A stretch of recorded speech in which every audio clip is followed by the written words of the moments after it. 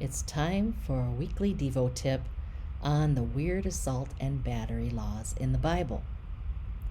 We're not trying to explain away the weird passages in the Bible.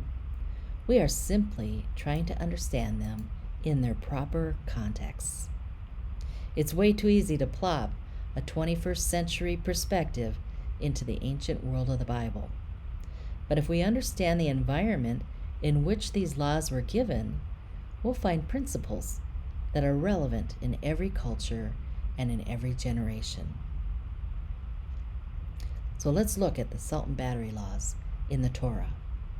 Like today's laws, they often go together. Assault is the act which causes a victim to apprehend physical harm, while battery is the actual act that causes the physical harm. Today, most state criminal codes make assault a misdemeanor, punishable by fines and up to 1 year in the county jail. Threats of death or serious bodily harm are charged as aggravated assault, which is a felony that is punishable by fines and a maximum of 10 to 20 years in prison. When we read the Old Testament assault and battery laws, we should not assume an implied approval into the conditional if, when, whoever clause. If we say, when someone attacks another person, call the police, we're not condoning the incident. The same is true in the Bible. The Bible uses the if, when, whoever clause to deter people from exhibiting aggressive, threatening behavior toward others, even if physical contact did not actually occur. The Bible's assault and battery laws are paradigmatic. What does that mean? While they do not address every possible circumstance, they're not meant to be exhaustive. These laws set a standard by example. So, whoever strikes a man so that he dies will be put to death. It reads in Exodus 21:12. Here we find the Hebrew phrase, shall be put to death.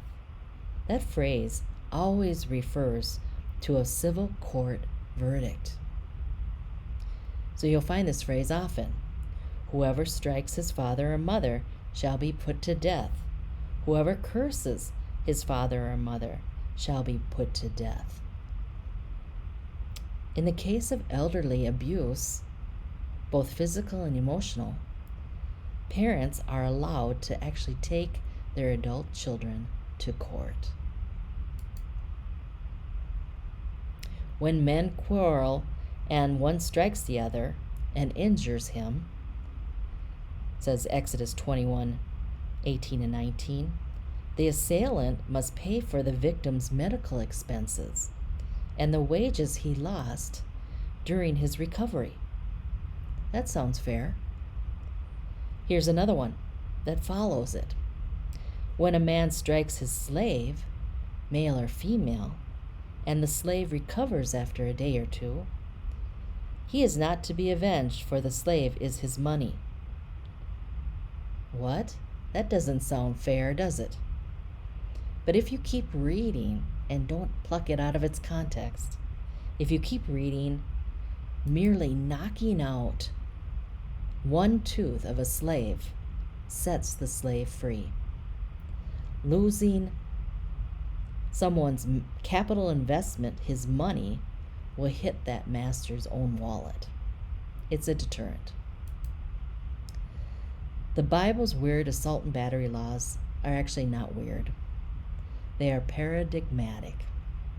By setting a standard by example, they are designed to deter people from harming others and protecting the vulnerable. So be kind and tune in next week for another weird law in the Bible.